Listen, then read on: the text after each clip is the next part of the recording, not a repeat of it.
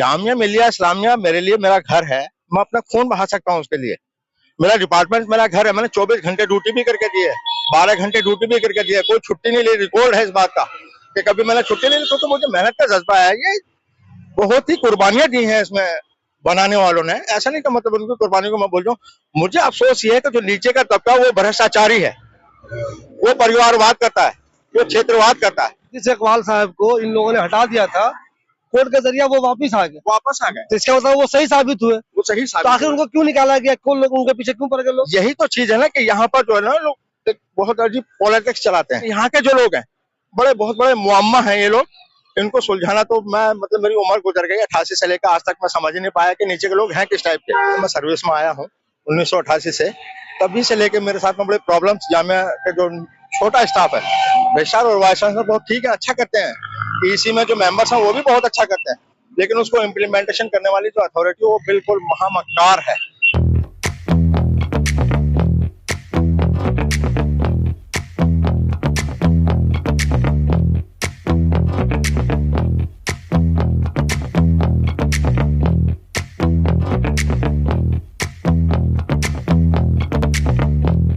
दोस्तों, जामिया मिलिया इस्लामिया हिंदुस्तान की बहुत ही मशहूर यूनिवर्सिटी है। जब इसकी रैंकिंग आती है तो आप सब लोगों को खुशी होती है कि वाकई में जामिया में सब कुछ ठीक ठाक चल रहा है। लेकिन कभी कभी कुछ बातें सामने ऐसी आती है जिससे जामिया का निगेटिव पहलू भी सामने आ जाता है और इससे जामिया की बदनामी होती है। हमारे साथ शमशाद अली साहब हैं, जो जामिया से अब रिटायर हो चुके हैं। ये बिल्डिंग डिपार्टमेंट में हुआ करते थे। इनका एक केस जामिया में पहले से चल रहा है, इनके पे स्केल को लेकर, और अब भी इन्होंने कई आरटीआई डाली हुई है जामिया में। तो मैं शमशाद अली साहब से मिल रहा हूँ ये जानने के लिए आखिर इनका जो पुराना मामला चल रहा था उसका क्या हुआ, और अभी ये जामिया के खिलाफ या जामिया कुछ चीजें मालूम करने के लिए इन्होंने आरटीआई डाली है, तो क्यों डाली है। शमशाद साहब, बहुत से लोग जामिया से रिटायर हो जाते हैं, वो अपनी जिंदगी ऐश में गुजारते हैं, मस्ती करते हैं, लेकिन आप ऐसा लगता है कि जामिया के पीछे लगे हुए हैं। तो क्या ऐसा क्या मामला है? क्या जामिया से आपको कुछ परेशानी हुई है, तकलीफ मिली है, इसलिए आप ऐसा कुछ कर रहे हैं? जी नहीं भाईजान, ऐसा नहीं है। मेरे साथ में असल में हुआ ये है कि जब से मैं सर्विस में आया हूँ 1988 से, तभी से लेके मेरे साथ में बड़े प्रॉब्लम्स। जामिया के जो छोटा स्टाफ है, रजिस्ट्रार और वाइस चांसलर बहुत ठीक है, अच्छा करते हैं। ईसी में जो मेंबर्स हैं वो भी बहुत अच्छा करते हैं, लेकिन उसको इम्प्लीमेंटेशन करने वाली जो अथॉरिटी वो बिल्कुल महामक्कार है। वो उस ईसी के मिनट्स को भी इम्प्लीमेंट नहीं करते, जिसकी वजह से हमें बड़ी परेशानियां होती हैं। मुझे जो है बहुत कम स्केल पे रखा गया है, क्योंकि मेरा पहले भी केस चला था मिनिमम वेजेस को लेके और खुदा लेकर रेगुलेशन को लेके, तो लेबर ट्रिब्यूनल वगैरह ये सब केस चलते रहे हैं। हाई कोर्ट में भी चला था पहले भी, हाई कोर्ट का ऑर्डर को भी इन्होंने नहीं माना था। लेकिन उसके बाद में जो है जो नीचे 30,000 में चल रहा था पटपड़गंज, उसमें पटपड़गंज है, कोर्ट पड़ती है वहां पर कड़कल डूमा, तो वहां से मैं जीत के भी आ गया था। उसके बाद में जो है इन्होंने जीतने से पहले जैसे ही ऑर्डर होने वाला था अगले हफ्ते में, तो उससे पहले इन्होंने कंप्रोमाइज किया मेरे साथ, दिल्ली वेट को ज्वाइन करा था, कोई बात नहीं। लेकिन उसी साथ साथ मुझे पे स्केल बहुत कम दिया गया, जबकि पे स्केल ईसी ने कुछ और पास किए हैं। तो मैंने ये नहीं कहा कि मैं पास कर रहा हूँ, मैं तो ईसी ने जो पास किया भाई आप मुझे वो दीजिए ना। जो चीज पास हो गई है उसे देने में क्या परेशानी होती है? इनको बड़ी परेशानी है, क्योंकि ये लोग सोचते हैं कि इनका पे स्केल हाई हो जाएगा और हमें डाउन हो जाएगा, जबकि CPWD, DU, JNU प्लस आपका अलीगढ़ मुस्लिम यूनिवर्सिटी, इन्होंने उन सब चीजों को देखने के बाद में इसी में पास किया, और वहां पर अभी भी वही सब चीज चलते रह रही है वहां पर कंटिन्यू, वहां पर कोई ऐसा नहीं हुआ। तो आपकी मालूमात के हिसाब से DU में, AMU में वहाँ पे स्केल कोई और है आप जैसे लोगों के लिए, और जामिया में कोई और है? जो ईसी ने पास किया था वो उन्होंने उन यूनिवर्सिटीज को देख के किया, लेकिन यहाँ पर इम्प्लीमेंट नहीं किया गया, बहुत डाउन करके रखा गया। मुझे 950 दिया गया, 1200 पास किया था उस टाइम, और 1200 CPWD में है, और CPWD को देखते ही इन्होंने फॉलो किया था। अच्छा, वो पुराना वाला केस जो है आपका अभी किस पोजीशन में है? वो तो खत्म हो गया उस टाइम। अब रिटायर होने के बाद में मैंने इनसे फिर डिमांड करी, मैं शुरू से करता चला रहा हूँ, इनसे भी डिमांड करता रहा। मैंने कहा भाई मुझे वो स्केल क्यों नहीं देते आप, क्या वजह? लेकिन वो देते नहीं है, ना प्रमोशन दिया मुझे, कुछ नहीं दिया, और उसी पे स्केल पर मुझे रिटायर भी कर दिया। मुझे मजबूरन फिर कोर्ट जाना पड़ा, हाई कोर्ट में चल रहा है, 16 तारीख मेरी लगी हुई है इसी 16 अप्रैल में, तो अब वहां पर जो होना। Hi everyone, this is Arabic, a unique restaurant blending the rich flavors of Arabic, Turkish and Mughlai cuisines. And yes, we are going viral for our kunafas. Soft, creamy, crispy and the best you'll find in Delhi. But that's not all. We also offer premium wedding catering, bringing royal Middle Eastern hospitality to your big day. From grand buffets to live Kunafa stations, we create luxurious, unforgettable experiences that your guest will rave about.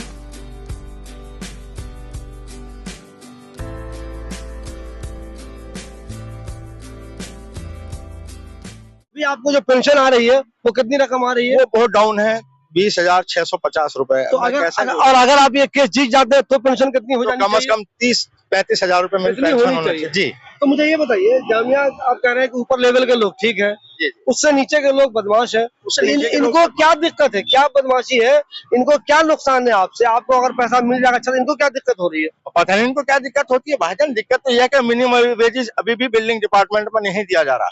अब इनको क्या दिक्कत है? Minimum wages तो government कहती है। आप जो यूनिवर्सिटी बनी है वो बाई एक्ट बनी है, 1988 में एक्ट पास हुआ, और ये दूसरा मिनिमम वेजेस एक्ट को फॉलो नहीं कर रहे। तो अब ये समझिए कि आपके संविधान को किस तरीके से तोड़ मरोड़ रहे हैं। तो मुझे एक चीज बताइए, इन जो नीचे वाले आप बता रहे हैं कि वो गलत फैसले लेते हैं, गलत काम करते हैं, तो मुझे ये बताइए उनके इस गलत फैसले की वजह से आप जैसे कितने लोग मुतासिर हो रहे हैं? मेरे ख्याल से समझ लीजिए कि एक तो पूरी सिक्योरिटी मुतासिर है, क्योंकि उनको पीएफ नहीं दिया जा रहा है। जो गार्ड लगे होते हैं, जो गार्ड लगे होते हैं, अच्छा, उनको बहुत मतलब उनका पीएफ बिल्कुल खत्म कर रखा है। एक हमारा साथी था अब्दुल रहीम, उसको पैरालाइज हुआ, वो बेचारा सफदरजंग में कोई उठा के लेके गया और उसके बाद वहां थोड़ा जो भी इलाज मिला वो फिर अपने घर चला गया परेशान होकर। अगर उसको पीएफ मिलता होता तो एएसआई में उसका इलाज भी होता प्लस उसको यहाँ पर 6 महीने की छुट्टी आराम करने के लिए भी दी जाती है। लेकिन अभी वो किस हाल में खुदा बेहतर जाने। लेकिन यहाँ के जो लोग हैं बहुत बड़े मुअम्मा हैं ये लोग, इनको सुलझाना तो मैं मतलब मेरी उम्र गुजर गई 88 से लेकर आज तक मैं समझ ही नहीं पाया कि नीचे के लोग हैं किस टाइप के। अपने प्रमोशन पाने के लिए सारे लीड तोड़ देते हैं, सारी लाइनें तोड़ देते हैं, लेकिन किसी को फायदा ना हो जाए इस चीज के लिए उनका कंटिन्यू काम चलता रहता है। और वो इस तरीके से मजबूर कर देती है कि रिशाद साहब, वाइस चांसलर साहब जो है मजबूरी में जब केस हो जाता है तो फिर जामिया लगती है। तो मैंने एक आरटीआई भी डाली थी अभी कि इकबाल हुसैन साहब जो वाइस चांसलर बने थे, फैजानुर रहमान साहब थे भाई, उनके मामले में मुझे ये दे दिया जाए कि उनको क्यों हटाया गया। अब कोर्ट ने उनको वापस भेज दिया। इस बीच में जामिया मिलिया इस्लामिया का कितना पैसा खर्च हुआ वो नहीं बताएंगे। जिस इकबाल साहब को इन लोगों ने हटा दिया था कोर्ट के जरिए, वो वापस आ गए, तो इसका मतलब वो सही साबित हुए। वो सही साबित। तो आखिर उनको क्यों निकाला गया? कौन लोग उनके पीछे क्यों पड़ गए लोग? यही तो चीज है ना कि यहाँ पर जो है ना लोग बहुत अजीब पॉलिटिक्स चलाते हैं। एक यहाँ पर पहले एक रजिस्ट्रार आए थे नाजिम हुसैन जाफरी साहब, वो सारी पॉलिटिक्स उनकी थी। उन्होंने सारा पैसा खर्च करने के बाद में, क्योंकि कमाया बहुत है उन लोगों ने, मुझे मालूम है सारे सोर्सेज उनके। उसके बाद में अपने लड़के को भी यहाँ रेगुलर करा दिया। उनको प्रॉब्लम थी इसलिए उन्होंने बहुत बड़ी साजिश रचने के बाद में उनको हटवाया था। उन लोगों पे इल्जाम लगा रहे हैं आप, तो कोई सबूत है उन लोगों के खिलाफ? बिल्कुल सबूत है मेरे पास, मैं तो आरटीआई डाल के लेता रहता हूँ, उनसे यही देते हैं। और जब मैं उनसे कहता हूँ भाई इसको इम्प्लीमेंट तो क्या नहीं, लेकिन करते ही नहीं। अब मेरे केस में जो पैसा खर्च हो रहा है जामिया मिलिया इस्लामिया का, सरकारी पैसा है, इसको बच्चों के फलाह बहबूद पर खर्च करना चाहिए, लेकिन ये कोर्ट में खर्च करते हैं। और जब कोर्ट में फेल हो जाते हैं तो उसके बाद में जो आप जामिया का पैसा क्या परेशान होने वाला। तो यानी कि आपके हिसाब से, जैसे मान लीजिए आप वाला केस है, इधर तो आपका अपना पैसा खर्चा हो रहा है, उधर चूंकि जामिया का खर्चा हो रहा है, उन लोगों को फिक्र नहीं हो रही है जब जामिया का खर्चा हो रहा है। बस वो सरकारी पैसा नहीं खर्च हो रहा होने दो, उनकी सेहत पर कोई फर्क नहीं पड़ता। रजिस्ट्रार वाइस चांसलर मजबूर हो जाते हैं। ये नीचे की लॉबी जो है इतनी गंदी लॉबी है कि उनको बहला फुसला के इस तरीके से उस तरीके से सब उनको बहुत डाउन करके रखते हैं। बाकी मैं समझता हूँ कि वाइस चांसलर इस टाइम हीरा आदमी है, रजिस्ट्रार भी हीरा आदमी है। अभी मैं आपको एक चीज ताजा बताता हूँ। 6 तारीख को मुझे फोन आया रजिस्ट्रार ऑफिस से कि भाई आपसे रजिस्ट्रार साहब मिलना चाहता हूँ। उनकी पीए ने किया था, फराज जैदी साहब ने, मेरे फोन में रिकॉर्ड है। हमने कहा ठीक है जी, हम आ जाते हैं 4:30 बजे। अब हम 4:30 बजे पहुंचते हैं ऑफिस किसी तरीके से गिरते गिरते, क्योंकि मेरी तबीयत भी खराब चल रही है आजकल। तो मैं वहां 20 मिनट इंतजार करता है, लेकिन उन्होंने मुलाकात ही नहीं कराई। बुला लिया, मुलाकात नहीं किया, मुलाकात नहीं कराई। मैं बैठा हूँ वहां पर वेटिंग एरिया में, कहते जी बैठे रहो बैठे रहो, और जबकि रजिस्ट्रार साहब खाली है। तो मैंने कहा भाई मेरी मुलाकात क्या हो, लेकिन उन्होंने जी प्रोटोकॉल है, आप बैठिए पर्ची भेजेंगे। मैंने कहा भाई उन्होंने बुलाया है, मैं नहीं आया मिलने के लिए। जितना भी प्रोटोकॉल हो, अगर बुला लिया है तो मिलेंगे ना। अरे मिलना चाहिए, लेकिन अब उन तक मैसेज नहीं जाता है। वो बाहर से बाहर ही हमारे साथ में जो है वो उल्टी सीधी बातें करने लगे। वहां सिक्योरिटी गार्ड एक मौजूद होता है, पहले तो कभी सिक्योरिटी नहीं होती थी, लेकिन अब वहां पर सिक्योरिटी गार्ड मौजूद है। वो कहता है इधर आओ आओ आओ। मैंने कहा भाई मैं क्यों आऊं, मेरे पास टाइम खत्म हो गया, मेरी तबीयत खराब है, मुझे दवाई लेनी घर जाके, मैं जा रहा हूँ। अपने उससे कहा ना कि भाई जिसे तुम आओ कर रहे हो, तो खुद भी यहाँ कभी स्टाफ हुआ करते थे, मालूम है उनको सबको मालूम है कि ये स्टाफ के ही आदमी रिटायर हैं। अब उसके बाद में जब मैं नीचे उतर गया तो मेन गेट पर मुझे 3-4 गार्ड ने भी घेर लिया। वहां मुझे थोड़ी प्रॉब्लम होनी भी शुरू हुई। मैंने कहा भाई देख लो मेरे दिल की धड़कन ज्यादा बढ़ रही है, मुझे प्रॉब्लम हो रही है, आप मुझे मत रोको। कहने लगे ऊपर से फोन आया इसलिए आप जा नहीं सकते बाहर। मैंने कहा क्यों? भाई मैं मिलने भी नहीं दे रहे हो, बाहर भी नहीं आने दे रहे। बाहर भी नहीं आने दे रहे। भाई तुमने तो कमाल कर दिया, बुलाया उन्होंने, मैं अपनी मर्जी से थोड़ी ना आया हूँ, लेकिन उन्होंने जो है 10-15 मिनट मुझे वहां बिठा के रखा, इधर उधर की बात करते रहे, बड़े अजीब कानून बताते रहे कि जब तुम अंदर आओगे तो ऐसे एंट्री करनी पड़ेगी। मैंने कहा भाई अगर कोई ऐसी कोई बुक रखी कोई बाहर से आने वाला करेगा या रिटायरमेंट आदमी भी करेंगे तो मैं भी कर दूंगा। तो वहां मैं खैर तबीयत खराब होने लगी। कुछ देर बाद उन्होंने कहा अच्छा तुम जाओ। मुलाकात उस दिन नहीं हुई आपकी? मुलाकात तो हुई और मुझे मजबूरन अल-शिफा हॉस्पिटल में आके इमरजेंसी में दिखाना पड़ा कि भाई मेरी धड़कन ज्यादा बढ़ी हुई है। टेंशन की वजह से वहाँ परेशान हो गया था, वहाँ और परेशानी में खराब हो गई आपकी? तबीयत खराब हो गई और मैं आने के बाद में इमरजेंसी में अपना ट्रीटमेंट कराया। उन्होंने बेचारों ने इंजेक्शन वगैरह देके खैर दे दिया। मैंने उनको नहीं बताया कि मेरे साथ में इस तरीके से हरकत हुई हो, मालूम करे थे, लेकिन मैंने कहा नहीं तो बात अच्छी नहीं लगती है। मुझे एक चीज बताइए, अभी आपने तारीफ की मजहर आसिफ साहब की जो वीसी हैं, तो उनसे मिलने की कोई कोशिश की आपने कभी? मैंने एक बार उनके पास लिख के भेजा था, लेकिन वो ये है कि जो बाहर का स्टाफ के लोग हैं उन्होंने कहता है कि वो कहते हैं किस वजह से मिलना चाहते हो। मैंने कहा भाई मैंने वजह लिखी हुई है। तो मुझे बहरहाल उन्होंने नहीं मिलने का टाइम दिया और ना ही कोई बात हो। मैंने कहा भाई वजह क्या कहने का, वो कहते भाई कोई वजह होगी तो मुझे बताएं, अगर तो मैं टाइम नहीं दे सकता। जबकि वाइस चांसलर साहब तो जाके बैठ जाते हैं, मालियों में बैठ जाते हैं, सफाई कर्मचारियों में जाके बैठ जाते हैं। तो मैं तो वहां गया था, मैंने लिख के दिया था उनको बकायदा। मुलाकात नहीं हो पाई उनसे भी। अभी रजिस्ट्रार साहब की तरफ से मैसेज आया, ये भी मुलाकात नहीं हो पाई। तो मैं अपनी बात कैसे पहुंचाऊं? कोर्ट कचहरी में मेरा पैसा खर्च हो जाता है, इंतजामिया का पैसा खर्च कर रहे हैं। या तो मैंने ये कहा कि भाई आप इन लोगों से, जो लोग करते हैं, जो जिम्मेदार हैं इन अफसरों में, उसकी सैलरी से उसकी पेंशन से काटा जाए। तो उन्होंने ऐसी हरकत क्यों करी कि एक एम्प्लॉय परेशान है, उसको परेशान किया गया और आप उसको जो है मतलब वो परेशान करने पर लगे। भाई मैं कोर्ट में मजबूरी में गया हूँ, मुझे खुशी नहीं होती। अच्छा, इस तरह की टेंशन जो है, ये पे स्केल वाला मसला आप ही के साथ सिर्फ है? उस टाइम कुछ और रिटायर हुए वो भी आपके साथ है, या वो रिटायर हो चले गए उनकी हिम्मत नहीं हो रही कुछ करने की? बस उन लोगों की हिम्मत नहीं हो रही, शुरू से लेकर आज तक। मसला उनके साथ भी है? मसला उनके साथ में भी, जितने लोग रिटायर हुए हैं, क्योंकि इलेक्ट्रिशियन का जो ग्रेड था वो उनको इम्प्लीमेंट करना था। वो इलेक्ट्रिशियन बहुत सारे थे मेरे साथ, बहुत सारे रिटायर होकर चले गए, लेकिन वो इन सब चीजों से दूर रहना चाहते हैं। लेकिन चूंकि वो कंटिन्यू रहे हैं, मुझे 12 साल पहले केस में भी जो है मुझे रोड पे घूमना पड़ा है, मेरा मकान बिक गया, सारी चीजें हो गई। तो इन्होंने जो है सता लिया, मुझे तो मजबूरी में कॉम्प्रोमाइज करना पड़ा, क्योंकि बच्चों की पढ़ाई का मामला था। अच्छा, अभी मुझे एक चीज बताइए, अभी आपने कई आरटीआई भी डाली हुई है, लेकिन बहुत से लोग ये कहेंगे कि अब शमशाद साहब रिटायर हो गए हैं, आराम से इनको घर में बैठना चाहिए, इनका जो अपना एक मामला है, मान लीजिए उसका केस चल सकता है, तो आरटीआई डालने की जरूरत क्यों महसूस हुई? आखिर आप जामिया के पीछे, या वो जो आपका खास डिपार्टमेंट है उसके पीछे आप क्यों लगे हुए? लोग ये सोचेंगे रिटायरमेंट के बाद भी शमशाद साहब इन लोगों के पीछे क्यों लगे हुए? जामिया मिलिया इस्लामिया मेरे लिए मेरा घर है, मैं अपना खून बहा सकता हूँ उसके लिए। मेरा डिपार्टमेंट मेरा घर है, मैंने 24 घंटे ड्यूटी भी करके दी है, 12 घंटे ड्यूटी भी करके दी है, कोई छुट्टी नहीं ली। रिकॉर्ड है इस बात का कि कभी मैंने छुट्टी नहीं ली, क्योंकि मुझे मेहनत का जज्बा है। ये बहुत ही कुर्बानियां दी हैं इसमें बनाने वालों ने, ऐसा नहीं कि मतलब उनकी कुर्बानी को मैं बोल रहा हूँ। मुझे अफसोस ये है कि जो नीचे का तबका वो भ्रष्टाचारी है, वो परिवारवाद करता है, वो क्षेत्रवाद करता है। परेशानी उन लोगों से, और मुझे भ्रष्टाचार के खिलाफ लड़ना या किसी गंदगी के खिलाफ लड़ना वो मेरा अधिकार है, वो मुझे संविधान ने दिया और मैं लड़ता रहूंगा। बेशक चाहे कौन कौन आरटीआई डाली है आपने, वो शॉर्ट में बताएं, आरटीआई में क्या क्या जानना चाहते हैं आप? ठीक है, जैसे इकबाल साहब वाला मैंने बताया, उस पर कितना पैसे उन्होंने खर्च कर दिया, आरटीआई डाली, उसका जवाब नहीं दिया। कहता है जी उसका हमारे पास रिकॉर्ड नहीं, रिकॉर्ड क्यों नहीं है भाई? ये तो गवर्नमेंट का इदारा है, यहाँ तो एक एक पैसे का हिसाब रखा जाता है।